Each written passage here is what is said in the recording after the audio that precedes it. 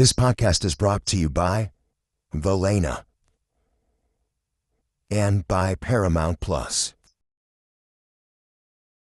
The Final Frontier podcast. These are the voyages of Jake Boger and Justin Spur. Our weekly mission: to explore memories of Star Trek's strange new worlds, to recall the search for new life and new civilizations, to boldly go where no one has had the spare time to go before.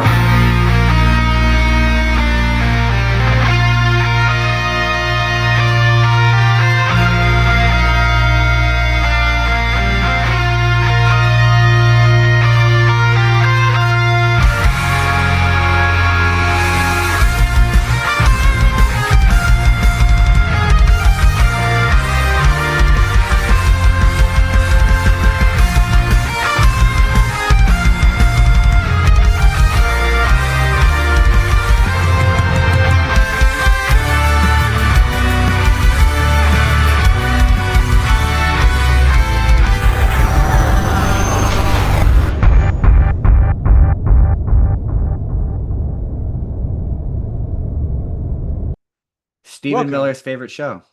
Sorry. Really? No. Did you not hear him say that? I'm willing to bet that Stephen Miller has never watched an episode of Star Trek in his life. That tells me that you didn't hear him say that Star Trek has, quote, gone woke, and they need to bring back 93-year-old William Shatner. And William Shatner was like, I'm ready to suit up anytime. That was so funny. It always kills me. And this is somebody who did not care for the woke movement, all right? But it's always funny to me when people are like, Star Trek's gone woke. I'm like, have you watched it ever? I don't think you've ever watched it if you're saying that. Me and Jordan talked about it on Spur of the Moment where I basically said, there's the occasional moment where it gets a little 1960s, but for a thing from the 1960s. Yeah, but compare. Yeah. Comparatively speaking, this is like... Oh, yeah, when you can't put it, because we talked about Old Yeller, and that was very much a conversation. You got to put it in its place, you know? Anyway, welcome everybody to the Final Frontier. Today, we're going through, I don't know if it's a fan favorite episode, but it's one of mine, although I will admit, I will admit some problematic elements, but overall, it's a fun episode. Really? Yeah. Sorry. Okay. You've piqued my interest, sir, because there are moments in this episode that are unintentionally hilarious. Okay. And, a couple that are intentionally hilarious. But we are, of course, talking about Star Trek, the original series, Season 2, Episode 14, Wolf in the Fold. And funnily enough, I always thought that this title referred to Scotty for some reason, and it clearly doesn't. Nope. It refers to, it refers to Piglet, but we'll get there. Oh, God. This episode takes place between Stardates 3614.9 and 3615.4, and the in-universe date is still the year 2267, and the original air date for this episode was December 22nd, 1967, because nothing says Christmas like a string of brutal murders. Really brutal murders. Particularly brutal murders for this show. Like, no, I want people to understand this. This is the episode that led into Christmas of 1967. Someone was like, you know what, I need to watch. This is the one that not Halloween, not even, any it's other impending holiday. Kind of want Kirk at the end of the episode looking at the camera like, ho, ho, ho, everybody. Well, I'm sorry, be fair, that Piglet joke. He may have been saying ho, ho, ho while he was practicing his stabbing. I mean that is completely fair. That Piglet joke, I just want to go back to it for a moment. You all are going to find that very funny in about 10 minutes. I'm just saying. 15-ish minutes. You're going to think that's hilarious. And what's really funny, the whole episode, I'm watching, I'm like, this guy sounds so familiar to me. But we'll get there. We'll get there.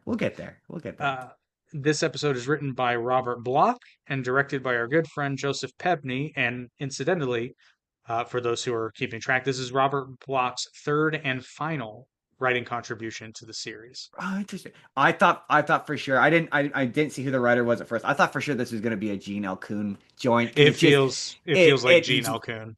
It's feeling like a Gene. I'm starting to. That's what's fun about this is I'm starting to recognize the writing tendencies of certain writers on this show, and I'm like this.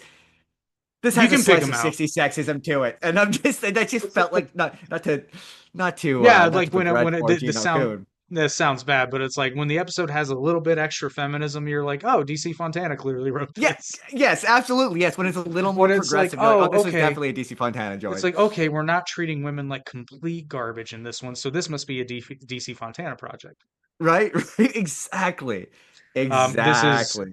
spoiler alert. This is not one of those episodes. Justin, would you like to regale us? God, I can't wait to hear this. Would you like to regale us with the Paramount Plus description brought to you by Paramount Plus? Okay, number one, I was not expecting this description. Okay, just off the top, was not expecting this. But okay, so Scotty gets implicated in a Jack the Ripper style murder. That has many implications. Jack the Ripper has a very particular MO. He has a very Well, specific kind of victim. so does this So killer. I wasn't sure if whatever was going to happen, this was going to involve killing that kind of worker. So I said, unless this is going to be like a Well, one of them was a Victorian nurse. thing. One of them was a I nurse. thought so. Uh, One of the later. That sounds bad to yeah, say one of them. I mean, one of his victims was a nurse, if I one remember of his correctly. victims. Okay, this is a mostly PG rated show, Eh, but I guess this is the Jack the Ripper killed sex workers, right? That was his whole thing. not only, but it did seem to be which okay, this gets into historical The, speculation.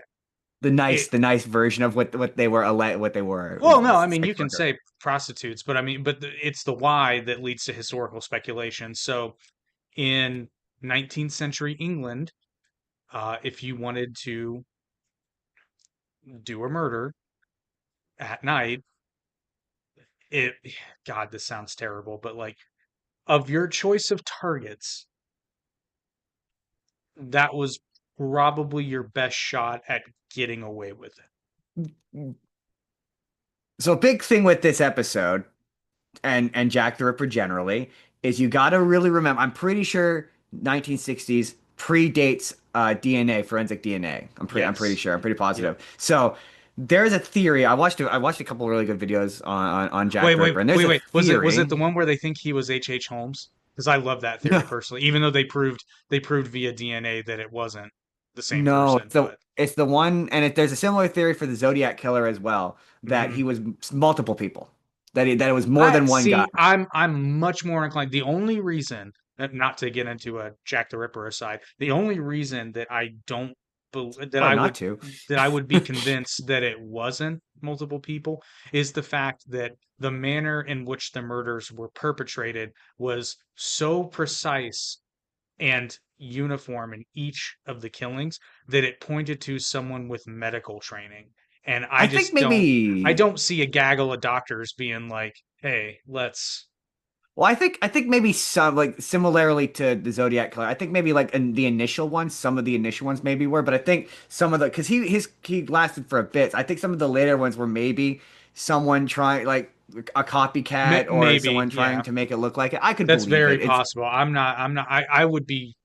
I could be persuaded one way or the other with any substantial I'm evidence. So but I'm pretty much that way. But yeah, then I thought, oh, maybe it was gonna be they're gonna go down to a Victorian era style planet, and that was gonna be the Jack the Ripper I connection. And that was I feel like I would have preferred that honestly. yeah. Okay, you know, he knows. He's seen the episode. You said before we started recording that this was Stephen Miller's favorite show. If Stephen Miller actually had ever watched an episode of Star Trek, which I don't believe he has, this would probably be his favorite episode for all the wrong reasons. I get the censor ready, Jake. Stephen Miller. Sorry, I'm sorry. That's just that. It's not that kind of show. You have another show for that. The Stephen Miller, another sci-fi reference he won't get. May thy knife chip and shatter. I Yeah. love the fact that at least in the remake, because God, I haven't seen I don't think. Oh no, I think I forget his name. Elvis. In the new version, he retorts to Paul the same thing, but he clearly, and I love the acting choice, but he clearly doesn't understand what it means. So he's just like, "May I thy chip and shatter. May thy knife chip and shatter.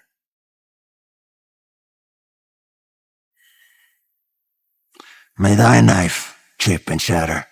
You know what I'm like? Oh, Elvis, Austin Butler. Yes, that is him. Fantastic The guy job. who never lost his Elvis accent. No, did not. And quick shout out to Doom Part 2 because I just made my wife watch both parts back to back and she hung in there like a champ. Um, I love the Black Sun effect on the Harkonnen homeworld. I Absolutely still have love to it. watch the second one. Oh, dude. It's I on my list. explained it. I explained it to her this way. For anyone who's hesitant about watching part two because you didn't care much for part one, okay, part two's like way better, but you have to Good to kind of know. power through part one so that you understand what's I did going not on. care for part one. Really, I think you'll No. probably like part two a lot more, but you will benefit immensely from. I loved part one, but part two's better. Not gonna lie. Interesting. All right. But Well, all right. I Good to know. like movies that make my brain hurt. But anyway, our story begins with Captain Kirk, Dr. McCoy, and Engineer Scott enjoying therapeutic shore leave at a nightclub on planet Argelius 2. My first thought when the scene opened up was, she's not green this time. Bummer. I've got man. Okay, this cold open was dense. Okay, there's just a lot happening here. So start from the top. Wow, that's a real boing of an opening shot. Well, starting more of the midsection, I'm not just so much the saying. top. Um, Top of the I like midsection, I'll give you that. I love the bit where Kirk is like, "This is exactly what you think it is," and I'm like, "So is this a strip club or a brothel? Because those are like two completely different Well, the places." best part of Argalius is that it's technically both. It's From what I technically. from what they're putting down, what I'm picking up is that they function as both. I mean, there's several places that you could go to meet women, so I'm guessing it's both. But okay, so I'm not a super, I don't know how to put this, but I'm not really super familiar with belly dancing. That did not look like belly dancing. It just really looked like a woman flailing about. I'm willing to bet that there was a small bit of training there, but certainly You not on think? a perfect. I having never belly danced or been coached how to belly dance, I Yeah, cannot say. I, And for the benefit of the world, that will never be seen. I mean that is that. Yeah, no, that's very true. And I will never give up gonna my happen. I will give up my dream of belly dancing for the I couldn't benefit of the decide. eyes of humanity. I will also give up that dream. I couldn't decide if the dancing was bad. I just said, I can't. Is the dancing bad? It feels like the dancing is bad, but for I some don't think reason, I just I don't think they care, Justin. no. I mean, I felt like complimenting her anyway. I mean, hey, fair enough. She got up there in front of a camera, and you know she did that more than once because it's film. Yeah, yeah. She did that I mean, multiple times. But for those who didn't catch it, her name's I'm gonna go with Kara because it sounds more exotic, but it could be Kara or Kara. But I'm gonna go with Kara because it reminds me of Kara Zor-El, and it's spelled the same way. that Kara's makes sense. dance music was also used for Vena's dance sequence in the original Star Trek pilot, The Cage.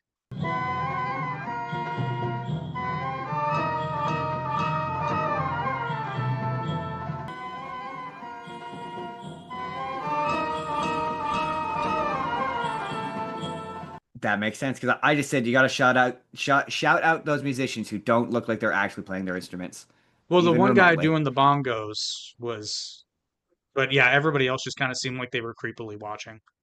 Which, considering that we learned It's later that part of one of it. those men was her father. We're gonna get there. We're gonna get there. I have a note. I have a note for that. But you also will probably notice, some of you eagle-eyed fans out there, a large number of the costumes in this scene were from previous episodes. For example, two extras were wearing turtleneck uniforms from The Cage, one blue, and I believe there was a tan one, but I saw it from the back, so I couldn't be sure. Two more were wearing the Silver Cadet uniforms from Finnegan in the episode Shore Leave. Uh, And one person in the bar was wearing Commissioner Ferris's costume from the Galileo 7. Good on them for being economical. And yet another was wearing a colonist jumpsuit, so one of the yellow or orange things recycled from The Devil in the Dark. Ah, Waste good not, on want them. not. Waste not, want not. Scotty is introduced to Kara, the aforementioned non-green dancer at the club, and leaves with her.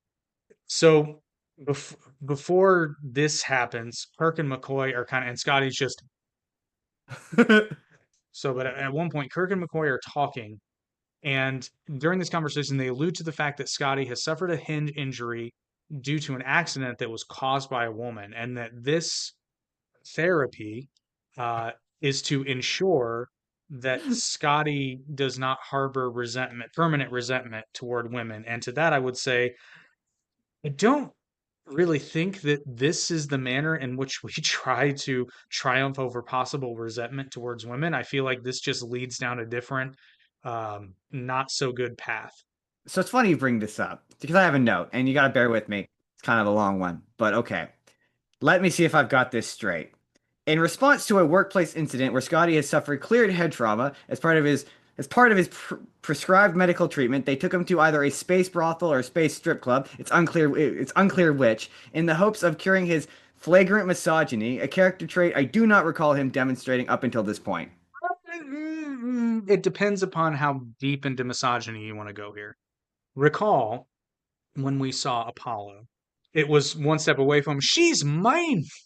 Ooh, fair point. Fair point. No, that's a good point. Yeah, you make a valid point. That is a moment of yeah.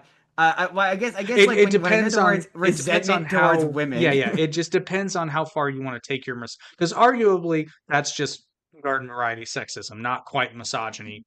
But they're close. It depends upon your motivation. Yeah, but I mean, again, them describing it as a resentment towards women, I can see why you would say this would be Stephen Miller's favorite episode. Honestly, this might be Nick Fuentes' favorite episode. No, because you see, the thing about I did that on purpose. The thing about misogyny is you actually have to believe women exist, and I don't. I think women are only just men that aren't manly enough, and the best thing you can do is I don't know why he's from Minnesota all of a sudden. The best thing you can do is just hang around dudes all the time. It's the least gay thing you can do. It's funny every time. Also, I hate the fact that I always impersonate people that it's like. I mean, I can never do like honorable. Although I guess I can do a really bad Obama, but we're not going to do it here. I mean, everyone can do an Obama. I don't particularly love Obama. Yeah, Obama. It's all about pausing every once in a while. That's a good Obama. That was bad. That was not good. It's not a terrible Obama, but anyway. You mentioned my lack of geographical knowledge. That was funny because yes, you did. I think I was off air though. But is Aberdeen a real place in Scotland?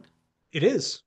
Oh, okay, fair enough. And Washington, named after the aforementioned place in Aberdeen Scotland. Oh, interesting. And then once Scotty leaves with the lady, Kirk and Bones are just a couple of dogs being dogs. They really are. But speaking of being dogs, James Doohan, who was single at the time, stated in his autobiography that he dated Tanya Lamani, who plays Kara, a few times after filming this episode had wrapped. Dated. And also dogs being dogs. The club Kirk mentions must be a place because the bit is, if you haven't watched this episode yet, the bit is he's telling Bones, he's like, I know a place where the women, and then Bones goes, oh yeah, I know the place, let's go. So this club must be a place where all the women have blonde hair and blue eyes and are under 5'4" tall. I mean, surely they must. Or if that's not it, I don't want to know what it is. I don't want to know. Okay, Kirk has a type. We know this. If Barney Stinson is at that club, walk away. Walk away. As Kirk and McCoy make their way through an evening fog for another private club, they hear a scream and find the dancer Kara dead on the ground with Scotty standing against a wall nearby, clutching a bloody knife. Forsan Records is proud to introduce the newest album from Velena, including the singles Cut Me to the Quick,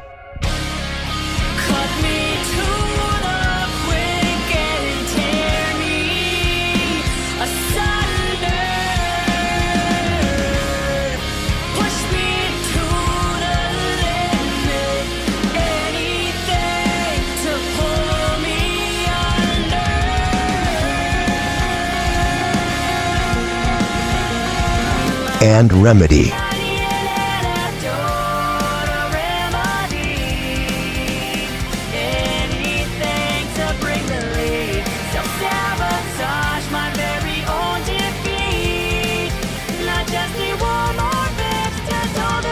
Valena, Save Me From Myself, available now wherever you get your music. Scotty is detained and interrogated by Mr. Hingis. And I have to say, the first thing I thought, I said, Hingis sounds more like a dingus. I mean, the first thing I thought, okay, number one, I just put, oh wow, it sure looks like he stabbed that sex worker. And it's a real who did this. And when the lawyer showed up, I said, holy shit, the lawyer is Piglet. Argelius is the last planet in the galaxy. I'd expect a thing like this to happen. Oh, dear. I recognized his voice instantly, and I will be referring to him as such throughout the rest of the episode. If I had made the connection, because the whole time I'm watching this, I'm like, wow, this guy sounds familiar. But yes, a few months after this episode aired, John Fiedler, I almost said Fielder. That is not his name. It's Fiedler. Took on the voice of Piglet in Winnie the Pooh and the Blustery Day, which was released in 1968. It belonged to my grandfather. That's his name up there. Trespassers Will. And he would reprise the role on several occasions, making it one of his more enduring roles. No kidding. So this is pre-Winnie the Pooh.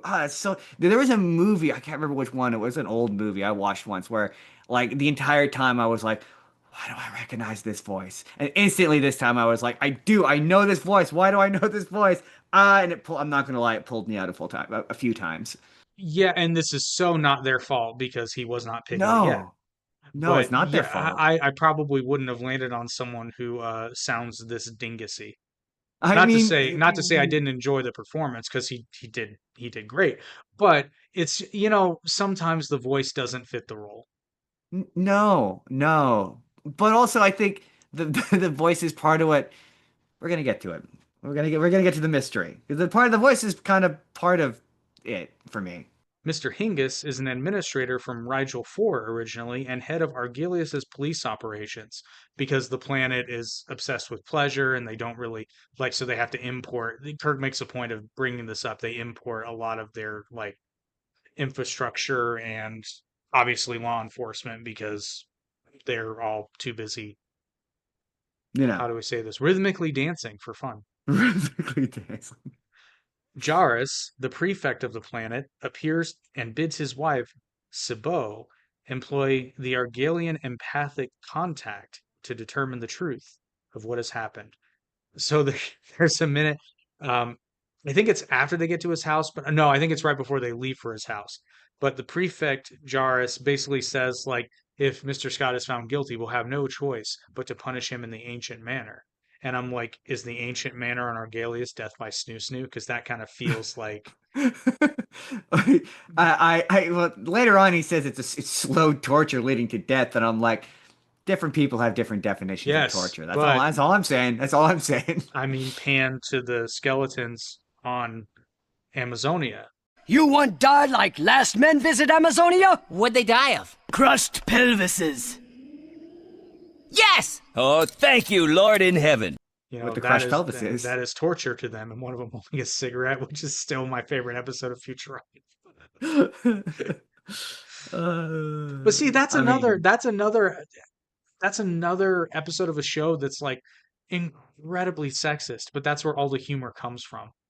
I mean, it's not, because the idiots of the show are the ones being sexist. It's all about who the joke is about and who the joke is on. And in that instance, the joke is on Fry and Brannigan. Yep. My notes of this prefect. Number one, a wholly receding hairline Batman.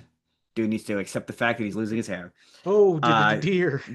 The prefect's outfit was giving me gay priest. I don't know about you. It was giving me So he just priest? Hey, it's all, you want to swing. I don't know. I'm just saying. And then I said the wife's outfit was oddly conservative for what is essentially the red light district, the planet. Well, way to cover up those shoulders. Well, she's married. See, actually, that doesn't. Oh yeah, that didn't really because matter. The dancer was engaged. So this is obviously. right? This is Her obviously outfit a went up to her very neck. yeah. This is a very free society, if you know what I'm That's what saying. I'm saying. That's what I'm saying. Like no cleavage on like the red light district planet. What is this? Well, you see, hers is implied because sometimes you want to keep the mystery because nothing is sexier than a mystery. Oh, that's a valid point. At least Fred from Mystery Incorporated gang. I mean that's a valid point. You make a valid point. So you may recognize that actor, Charles Macaulay, who plays Prefect Did. Jarrus, because he previously played Landru in the episode Return of the Archons. Oh, that would explain why. Because the entire episode, I was like, why do I recognize him? I recognize him. I don't know why. No, That he makes was a sense. computer before. Now he's a man Now he's a who full blown person. who had a wife. Well, It's at this true. point, he still has a wife, but not for much longer. Well, no, He no, he's also not. makes the point to basically ask Kirk, like, are you this invested in this because Argelius is the only spaceport in the quadrant? And I was like, that is literally impossible for Argelius to be the only spaceport in the Alpha or Beta quadrant. But I have to assume that his use of the term quadrant in this case is a smaller quadrant inside the larger quadrant. But my point still stands in that this is not so big of a deal. I think it's maybe because it's because of the strip clubs. It's a Rigel situation. No, I'm just saying you don't want to learn, don't want to lose the strip clubs. You don't. Hey, this seems like the pleasure planet of pleasure planets. So yeah, Kirk wants to hang As is on to implied this. anyway. Yeah, I mean, Exactly. He doesn't care about the it's spaceport. outright stated. I mean, I'm just saying. They're like, "Do you really want to stop tourism here?" And Kirk's like, "No, absolutely not. No, we want to keep this open." Whoa, whoa, whoa, whoa, whoa, whoa, no, no, no, Well, no, no, let's no, no, not no, no, let's not get too no, crazy. Hey, if you got to kill Scotty, kill right? him. How many women did he kill? We can replace those. Well, that does seem like acceptable losses. Yeah, to keep the pleasure planet open, absolutely. Oh, While that's bad. While Sibo prepares for the ritual, Lieutenant Karen Tracy, an Enterprise medical specialist, beams down with a psycho tricorder to interview Scott. You morons sent down a woman who's going to be in a room alone But they with suspect the a murder. guy who they suspect knifed a woman to death. I, At a certain I mean, point, you put yourself in this situation. yes, he did. So, okay. Number of questions going into this moment. Number one, a psycho tricorder to me seemed to imply the existence of multiple kinds of tricorders. How many kinds of tricorders are there? As far as I know, there are at least three now because you have that have been outright stated. Your tricorder, your regular one, which is presumably a scientific one. We've heard someone ask for a medical tricorder, and now we have Oh, yeah. the psycho tricorder, True, which true, true, true. so at It least three. reads your mind, apparently. Kirk was really giving me like good old boys. I'll use my resources as captain to cover up a murder if it's necessary. Energy for a lot of this episode, where it was like, "Hey, Prefect, let us use our technology that we have control over privately in a room that you can't see. You can trust us. We won't manipulate the results at all, even though our friend is on trial for murder and we have every bit of motivation to do so." Well, he's never actually acting like he's covering it up. He just knows that their computers are, because he even says, like, this is in Argelius's jurisdiction, so he's asking for permission. Okay, that's fair. I don't know. He was just giving me the vibe that he would. I think in this case, it's actually just because they know Scotty, and I mean, Scotty took a lightning bolt for a woman in the past, so He's worth keeping around. this I this suppose that's this true. does feel like out of character for him. And they keep going to the head injury, Jim, and I'm like, head injuries don't cause you to become a knife wielding murderer, at least not that I'm aware of. Not that I'm aware of. It's never been Not how one anything head injury, worked. possibly repeated head injuries, but not one. Not Although, one. to be fair, we don't know how hard he hit his head on that bulkhead. This is also true. So just laying it all on the table. Lieutenant Karen Tracy is murdered. Oh, dear. The evidence again points to Scott. When this happens, though, you'll notice that the wife of the prefect is just standing there, as though she's not surprised in the least that this happened. It's as though she saw the future and let it happen. Like that's the acting choice that was made. And I'm just like, that's Odd. Yeah, okay. Okay. So, immediately, oh snap, she's dead. And that's tragic and all. But she isn't wearing a red shirt, is she? That, my friend, actually makes it tragic. Oh, that's true. That is The fair. red shirts know what they signed up for. Oh, that's fair. That's a fair point. That's a fair point. She just thought she was Uh, coming down to handle a tricorder. it's funny that you mentioned there's a shot. I don't know if it's in this scene or the next one, but there's like a close-up shot of the wife where I thought it was the wife because she looked suspicious. She looks As very calm. Yeah, that's what I'm yeah, saying. She's yeah, just kind of standing there. yeah, yeah. And at this point, I started to suspect the lawyer. I was like, both the lawyer and the wife look very suspicious. The lawyer sounds suspicious. He sounds suspicious. Sounds like he's friends with a bear and very little brains. What if Piglet is just the mastermind of that in the horror version? Like I know he's not because it's not in the story, but like who's very easily controlled. I mean, I'm just I feel saying, like Piglet Piglet could seems convince him to innocent. Yeah. go. Yeah, Piglet, I feel like Piglet could be capable of sending Pooh on just an unbridled killing spree if he wanted to. I feel like he probably could. I feel like he probably could. He has that much control over the bear with very little brain. At a certain point in or around the scene, they question the dancer's fiance, and not for nothing, but isn't that exactly what a murderer would say when questioned? Prefect, I didn't kill anyone. I couldn't. That's exactly what a murderer would say. To be fair, it's also what an innocent person would say, which is why it's very difficult to find a Yeah, murderer through questioning alone. it's true. Yeah, eyewitness testimony is notoriously unreliable.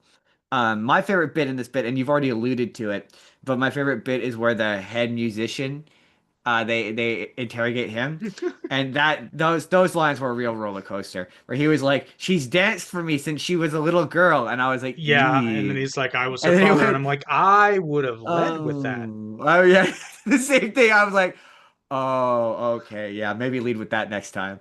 Yeah.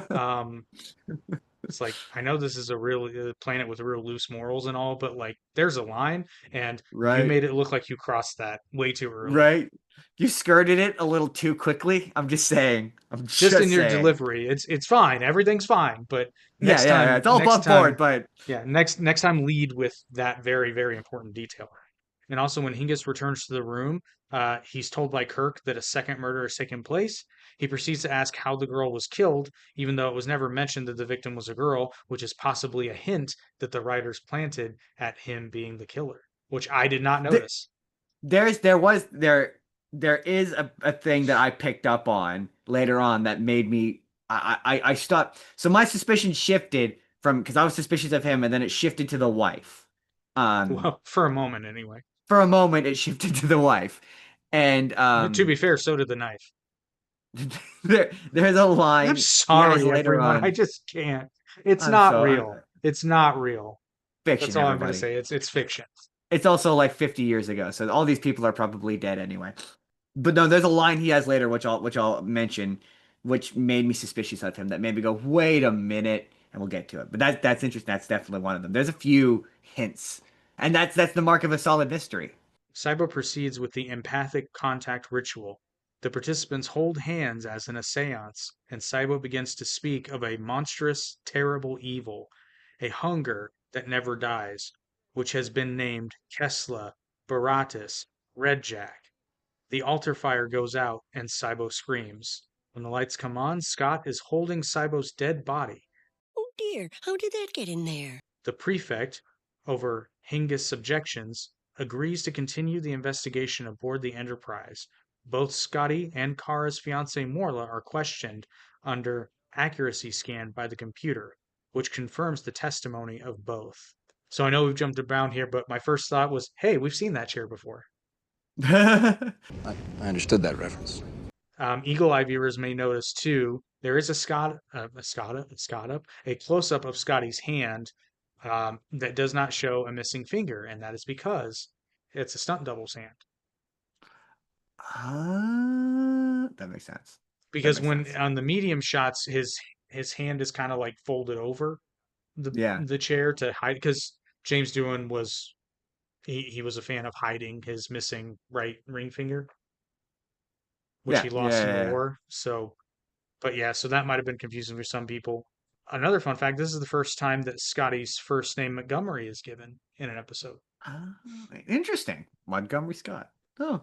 Um, so okay. Yeah, I went through kind of a series of roller coasters here where again I predicted it was the wife, and I made these notes all within a minute of each other.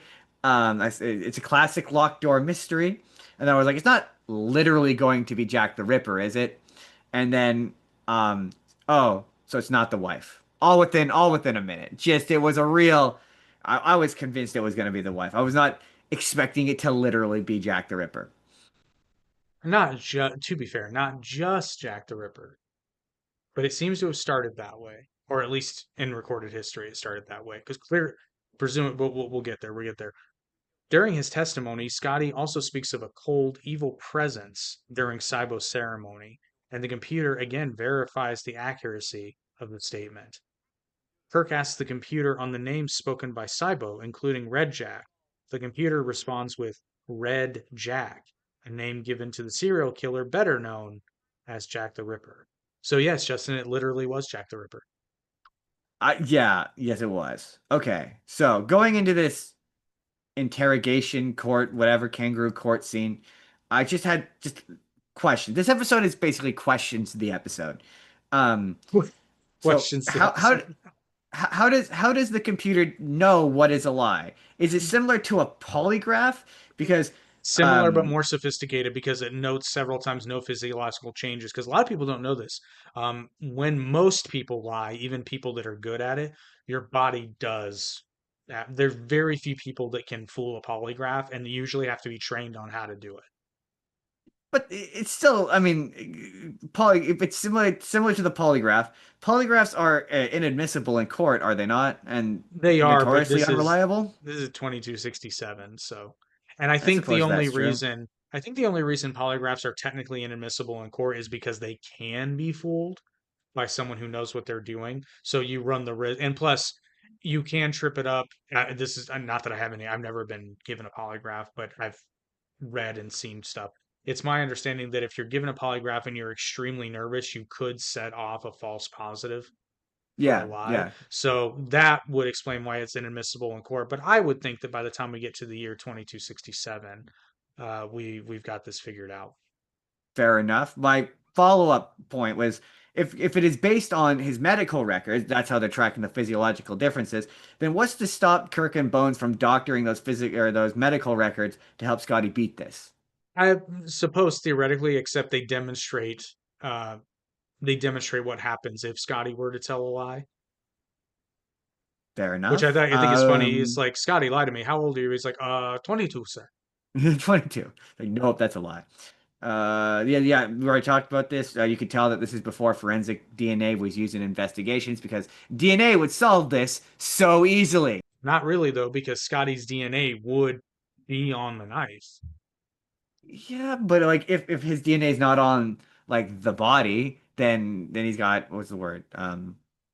If there's no transfer of DNA on the body or any of his, then that leaves reasonable doubt. This is true. This is true. It pokes holes in it. Just like the knife. I feel like you set me up for that one, you evil. I absolutely did. And then I guess we're at this point where Scotty kind of seems to imply it's a ghost. Similarly, and I have a note on this. So when it had, and I knew this was coming, but I just had to say it. Like when it says Jack the Ripper, I'm like, that's an oddly specific reference. But yes, it is. At least the script makes up other names in this chain of stabbing to make it seem at least somewhat plausible, like not like a pulled randomly out of a hat moment.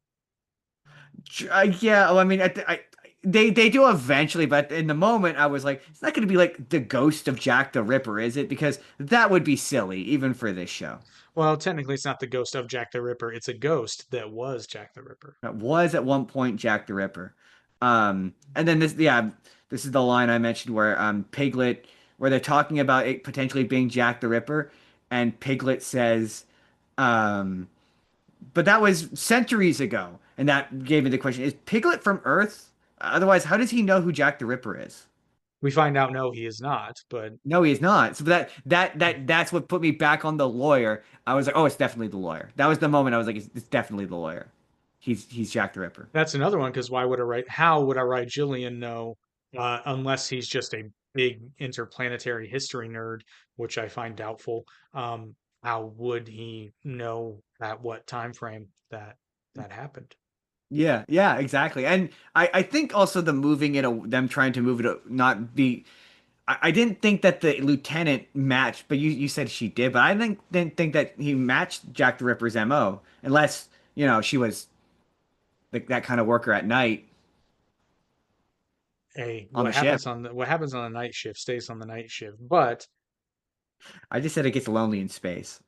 It does. But the computer's identification of Jack the Ripper and Cybo's mention of a hunger that never dies suggests to Kirk that an immortal, non-corporeal entity might be involved, which, if you've come this far with us, this is far from the first non-corporeal life form they've come across, so this should come as no surprise when they treat it that way. Kirk, Spock, and McCoy watched a guy fuck a cloud that one time. That's just what I'm saying. Like, my note is just, so Jack the Ripper is just another cloud. But this one's an invisible cloud. It's an invisible cloud. If an invisible cloud stabs you, do you know what's there? Yes. It turns out you do. You do, because it possesses Piglet too. So it possesses Piglet. Okay, I thought it was. Oh, believe Piglet. you me, I've got questions. I've got questions about that, but we'll get there. This is not important, but it was really distracting that Spock was both wearing eyeshadow and that his eyebrows had been drawn on. I don't know why. It was just every time they did a close up of Spock, I was like, he doesn't have eyebrows. Why doesn't he have eyebrows? He's had eyebrows in other episodes. Why did they have to? And then it pulled me out for a moment. Baratus is found to be the name of a serial killer on Rigel 4. Suspicion then falls on Hengist, not least because the murder weapon was also from Rigel 4. Hengist attempts to flee, but Kirk punches him and apparently kills him. Maniacal laughter is then heard from the computer. Apparently, the entity has jumped from Hengist's body to the computer, from which it can control the ship. And Justin, thanks to that cliffhanger, it is now time to tell the audience about the greatest streaming service, nay, the Paramount of streaming services, Paramount Plus. It's definitely Paramount that they sign up for Paramount Plus. Yes, absolutely. That was not my best work. It's just like Star Trek series. Some of them are fantastic, some of them are but yeah, at least they're Star Trek. But they're all centrally located on Paramount Plus. Yes, on top of that mountain of entertainment. And we've shown you enough clips for which has now premiered, actually. I still haven't watched it yet, but I want to give it a shot. I want to give Starfleet Academy a fair shot, even though the things I hear are horrible. But now, based on what I've heard about that, I'm curious to start watching Star Trek Discovery, because one of the central complaints of people for that show is that, oh God, what's her name? I can't remember her last name, but Sonequa Martin Green plays her, that character, Michael Brenham or something like that. The main character in that series. People are like, oh, so now Spock has an adopted half-human sister. I feel like I want to give it a shot before we get there on this show, and we'll see. But in honor of those series that may have been unjustly and unfairly criticized, it's way too late for a premiere trailer. But here's a bit from Star Trek Discovery, which you can watch on Paramount Plus. It has been a hell of a journey. But everything ends someday. The Discovery is my home, my family. We've always been able to find answers together. Being a part of a crew, being where you need to be, when you need to be, that's Starfleet. Last dance. I shall follow your lead. The greatest treasure in the known galaxy is out there. It's more important than you can imagine. We're on a a search for one of the greatest powers ever known. It could be very dangerous in the wrong hands. This clue is the most important thing. We have to keep it safe. Let's fly.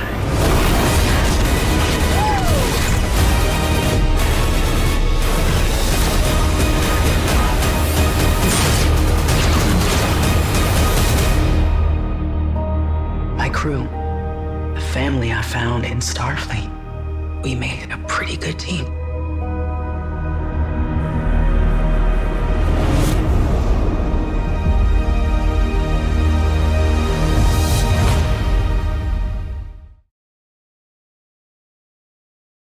The entity begins to threaten the crew to generate fear that it feeds on.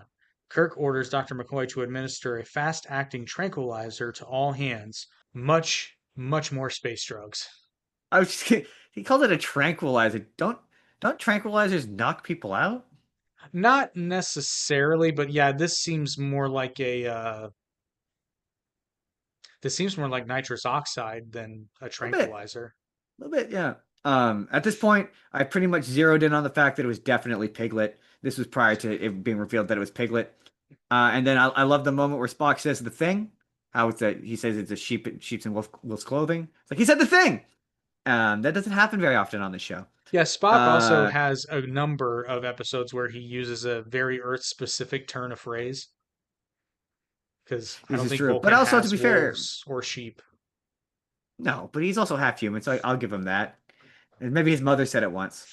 This is true. That's viable. I also believe that Spock would educate himself on like Earth colloquialisms. I believe that he would do especially of the Jewish tradition. So this is where I got confused as well. When he escapes, I just said, "Oh, Piglet can fight, solid kick." Although I'm pretty positive it was a stunt double, but still, I'm going to give him the credit nonetheless. It was very much a stunt. I think he was taller. He looked like he was bald. Like it looked like he was bald, which I thought was really funny. And then this is where I thought he was the Cloud, because they say that the Cloud can turn solid. So I thought it was like the Cloud was turning into a human and then doing the murders and then turning back into a Cloud. So and then when he died, I was like, wait, so if it wasn't him, why did he run? Yeah, that actually doesn't make sense. And I had other questions about this that we'll get to, but oh, that's just the tip of the iceberg of my questions. I've got so many more questions, Jay. So many more. Spock also ties up the computer by ordering it to compute the value of pi to its last decimal place, which, as we all know, is not possible because it is ongoing. That's why you always have to round pi up to a certain digit, or up or down to a certain digit. 3.14, baby. Yeah, I don't. My dad taught me a way to, and because I was a teenager, didn't pay attention. But there's apparently a way to remember like the numbers up to like quite a long point. I don't remember how he said to do it. Like 3.141, whatever number. The furthest I get memorized is 3.14159, and that's because of a joke from Third Rock from the Sun. Okay, everybody, here, come on, let's try another one. Sine, cosine, cosine, sine, 3.14159. Now you try. Cosine, sine, 3.14159. It's actually my favorite joke of the series. After attempting to possess Jarrus, the entity returns to the body of Hengist, which is immediately tranquilized. Kirk carries Hengist to the transporter room, where he is beamed into space at maximum dispersion. So here's where I have all my questions, and I'm just going to read my note verbatim because this is what I was thinking at the time. So hang on a second. Is that man dead? Possessed? A vessel created by the entity in the first place? A reanimated corpse? I feel like we've asked far too few questions before scattering a man's atoms into deep space. Before just tossing him into space like he was space trash. Yeah, I did have similar. I mean, my question was, so if it's a cloud creature, that doesn't explain why does it target women? Why does it stab them? How does it stab them? Spock, how does it lift a knife? Spock answers that question. And I suspect preys on women because women are more easily and more deeply terrified. But I mean, okay, sure, okay, fine, Spock. Okay, here's my pushback to that, Spock. But then why throughout their interactions with it taking over the ship, it just kind of seems like it's going to blow up the ship and kill them all. But like it stabbing women is a very specific MO, and like it's a very like for a serial killer, a human serial killer, like it because obviously it's based on a real serial killer, and I also was like, it also seems to be leaving out the fairly key element of Jack the Ripper going for sex workers. Like it just why the connection to Jack the Ripper? I I feel like that's a detail that a lot of people don't know, to be fair. They don't know that. Really? I don't know, but I mean, I would assume. I don't know. Oh, okay, fair enough. Because I'm like that's a fairly well-known element of Jack the Ripper's like not backstory, but like his deal. It can be well documented, but that does not mean it is well read. Oh, yeah, fair enough. I asked the question of how safe was the female red shirt. Turns out pretty safe. She's the one woman who lives. Irony. Go figure that one out. This is true. She's in the room, and I'm just like, are we gonna get a female red shirt? This feels wrong. This feels very wrong. It really. I thought for sure. The entire time she's just standing there. I'm like, she's an unknown character. She's wearing a red shirt. What are the odds? And then just now I was like, wow, that is kind of ironic. And then when they described it as being a being of time, whatever, from the beginning of time or whatever, I just said, oh, so it's it, like Stephen King's It. I mean, that's what it basically, reminded me of. but I mean, if this entity feeds on fear, why not just take the Monsters Inc. approach? Yeah, just drop a spider fair. on a guy. Just drop a spider on a guy. When Kirk does the flip, it was a solid flip. When he flips the guy, I was like, oh, that's solid. Oh yeah, solid flip. Solid flip. Spock notes that the entity will survive only as separate bits of energy before perishing. He then suggests that the tranquilized crew resume their shore leave. And this is the line that I think was intentionally funny, but Jimmy Doohan just give this man an Emmy for this delivery alone. When Kirk is trying to convince why he's trying to convince Spock to go to this club, I have no idea. But then and then Bones is like, I know the place, Jim, and Scotty just goes, let's go see. I every time he goes, the women are so they're so what, Captain? The women are so what? Airy. What are they, Captain? Oh no. Stephen Miller's favorite episode. Stephen Miller's favorite episode. Oh God, I'm not going to call it that, but maybe we should call it Stephen Miller's favorite episode. I mean, but here's another interesting and funny thing. In the late 1980s, the pop band Information Society sampled Scotty's line, "Let's go see," in their song "Walking Away." Let's go see. Let's go see. Let's go see. Let's go see. Let's go see. And James Doohan wrote in his autobiography that this was one of his favorite episodes, which I understand why, because it's a very Scotty-heavy episode, and we don't get very many Scotty-heavy episodes. No, not really. I mean, look, the ending is weird. The ending's real weird. It's real weird. To be fair, the whole episode's kind of weird. Yeah, but I mean, it's a weird note to end on that they're all high as balls. That to me is the best. I mean, what better way? Like 3 women have died, Kirk. I mean, oh yeah, I didn't mention this earlier, but the guy was just way too chill with the fact that his wife was murdered the entire time. Well, he's just way too cool with it. But he now has an Austin Powers moment. Wait a tick. That means I'm single again. Oh, behave! Yeah! I suppose that's true. So there's at least 3 women in the club who are like kind of into it. Oh my God. I had options, is what I'm saying. Well, Justin, our red shirt tally remains at 21. And next week, hey, you can drink. Yeah, next week we're going to be taking a look at the classic episode, The Trouble with Tribbles. And Justin, as per tradition, would you like to take a stab? Here's what's funny. I'm aware of the Tribbles. I know what they look like. I don't know much about the episode that they come from. I'm guessing, based on what I know of their design, that one of the crew brings a Tribble onto the ship, and they like reproduce really fast, like a gremlin situation, and they are threatening to take over the ship with the sheer amount of them.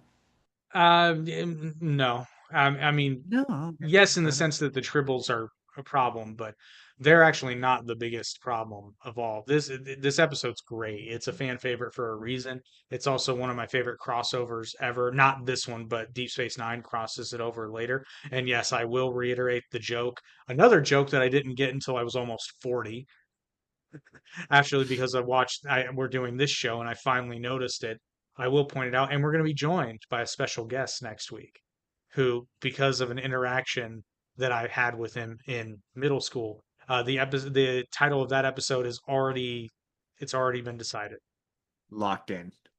Excellent. Well, get excited. I would normally say I hope you enjoyed Wolf in the Fold, but other than Stephen Miller, you don't want to enjoy the things that Stephen Miller enjoys. You can enjoy this for what it is, but just understanding that there's some not so good aspects of it. But again, 1967. It's not the worst. Not the most sexist. I was just gonna say it's not the most sexist episode we've had. I was gonna say that's a very important distinction. I'm just gonna say it, like, sexism is funny. It can be. I should say it can be. It can be funny when they're in on the joke. When everyone's in on the joke, sexism can be very funny. Exactly. That's how we're going to get away with it. But join us next time when we are going to make some other uncouth jokes, shall we say. Next week on The Trouble with Tribbles. But until then, watch long and prosper. And subscribe to Paramount Plus. Uncouth. Uncouth, yes. I enjoy that word, uncouth.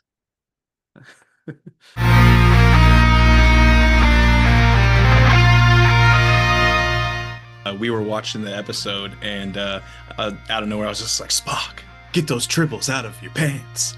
You mean the Gremlins, or you mean... That is Chef's Kiss, bravo. That is the greatest Star Trek meta joke.